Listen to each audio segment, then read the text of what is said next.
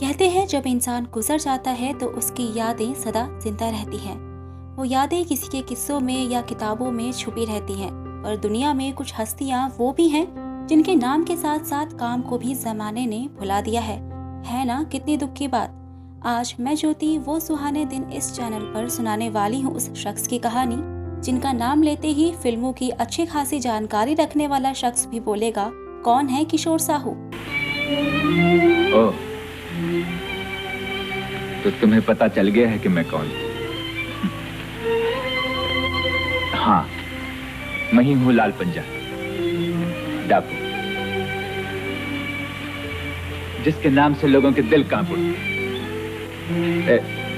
मगर ये तो बताओ, ये जानते हुए भी कि मैं लाल पंजा हूँ, तुम आधी रात को इस तरह अकेले कैसे चली आई? दरअसल आजादी से पहले फिल्मकार के रूप में स्थापित हो चुके किशोर साहू को याद रखने वाली आखिरी पीढ़ी की संख्या भी तेजी से कम हो रही है। हालांकि साहू उन महान कलाकारों में थे जिन्होंने साहित्य रचते हुए फिल्में भी बनाई और उन फिल्मों से हिंदी साहित्यकारों को भी जोड़ा। हर बुरा आदमी सजा से बचने के लिए बस थोड़ी सी अच्छाई कर देगा, और जब कानून उसको पकड़ना चाहेगा तो वो यही दलीलें देगा जो अभी अभी हमने सुनी है। सफाई का हर लफ्ज धोखा है, मकसद से कोसों दूर, आंसुओं को भार कर तरस दिलाने वाला, ताकि हम गुनहगार के गुनाहों को देखने से इनकार कर दें और अपनी आंखें मूंद लें।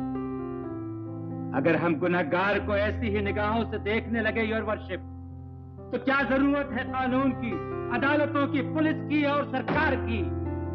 ये अलग बात है कि उनकी फिल्मों को याद कर लिया जाता है, लेकिन उनके साहित्यिक योगदान पर चर्चा कभी नहीं हुई। 22 अक्टूबर 1915 को छत्तीसगढ़ के राजेनंद गांव में जन्मे किशोर ने स्कूल के जमाने से ही नाटकों का साथ पकड़ लिया।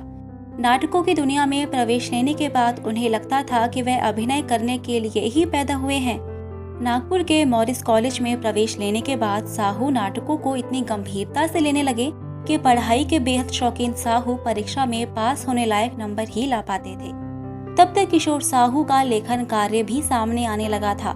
लिखने की प्रेरणा उन्हें घर से ही मिली थी। उनके पिता कन्हैयालाल साहू हिंदी के लेखक थे। स्कूली दिनों से ही किशोर साहू कहानियां लिखने लगे।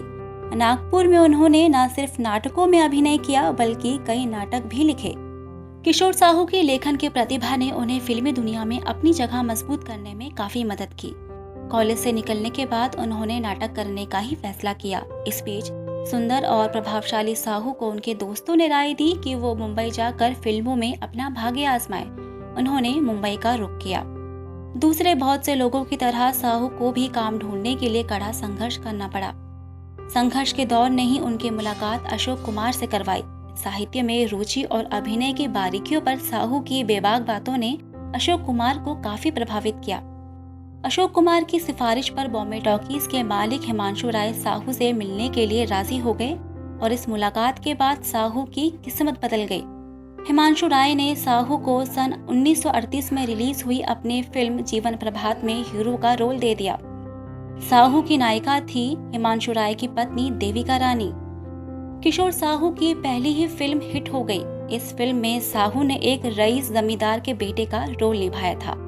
वो कुछ ऐसा करना चाहते थे जिससे उनके अंदर के कलाकार को संतुष्टि मिल सके, लेकिन किसी कलाकार की संतुष्टि के लिए कोई प्रोड्यूसर अपना पैसा क्यों खर्च करेगा। इस बात का एहसास किशोर साहू को फिल्म हिट होने के बाद जल्दी ही हो गया। उनके सामने एक ही रास्ता था कि अपनी ख्वाहिश को पूरा करने के लिए वे खुद ही फिल्म बनाएं, मगर उनके हालात ऐसे नहीं थे। साहू वापस नागपुर लौट गए और लेखन में जुट गए। तभी उनके मुंबई के अनुभवों की खबर पाकर उनके दोस्त द्वारकादास रागा उनसे मिलने आ पहुंचे। वे लखपति व्यवसायी थे। मुंबई में उनके भाई का अपना व्यवसाय था। साहू ने डागा को बताया कि अपनी मर्जी की फिल्म में काम किए बिना उन्हें संतुष्टि नहीं मिल सकती और ऐसा करने के लिए उन्हें अपनी फिल्म कंपनी खोलनी होगी, जिसकी हैसियत उनमें नहीं है। डागा फिल्म प्रभात देख चुके थे और किशोर साहू की प्रतिभा का पहले से ही उन्हें अंदाजा था, इसलिए वो साहू के साथ मिलकर फिल्म कंपनी खोलने के लिए राजी हो गए। फिल्म कंपनी का नाम था इंडिया आर्टिस्ट लिमिटेड। इस बैनर की पहली फिल्म थी बहुरानी। साहित्य के प्रति गहरा अनुराग रखने वाले साहू ने इस फिल्म के लिए अनूप लाल मंडल की उपन्यास मीमांसा को आधार बनाया। फिल्म बहुरानी अछूत विषय पर अपने समय की बेहद चर्चित और क्रांतिकारी फिल्म साबित हुई। इसके बाद साहू ने बॉम्बे टॉकीज के फिल्म पुनर्मिलन में काम किया। यह फिल्म भी सफल रही और इस तरह साहू के खाते में लगातार तीसरी सफल फिल्म आई। यहीं पर साहू ने अपने अभिनय का एक और रंग प्रस्तुत किया और कुमारा बाप की वो फिल्म बनाई जो आज भी भारत की बेहतरीन हास्य फिल्मों में शुमार की जाती है। किशोर साहू ने अपने मित्र और हिंदी के प्रसिद्ध लेखक अमृतलाल नागर से कुमारा बाप के डायलॉग लिखवाए और अभिनय भी करवाया। जब किशोर साहू के हास्य अभिनय के चर्चे हो रहे थे तब साहू ने एंग्री मैन का रोल निभाने का फैसला किया। फिल्म का नाम था राजा। इस फिल्म से उन्होंने एक और हिंदी साहित्यकार को जोड़ा। भगवती चरण वर्मा के प्रसिद्ध गीत है आज यहाँ कल वहाँ चलो को किशोर साहू ने राजा का प्रमुख गीत बनाया। फिल्मों से जुड़े रहने के साथ साथ किशोर साहू ने लिखना भी जारी रखा और जमकर लिखा। कहानियां, उपन्यास, नाटक और कविताएं सभी कुछ उन्होंने लिखा। उनकी कहानियों की एक बड़ी विशेषता यह है कि वो जब तक पूरी नहीं हो जाती अपना भेद प्रकट नहीं होने देती। आम बोलचाल की भाषा और मानवीय संवेदना किशोर साहू के लेखन की खासियत है।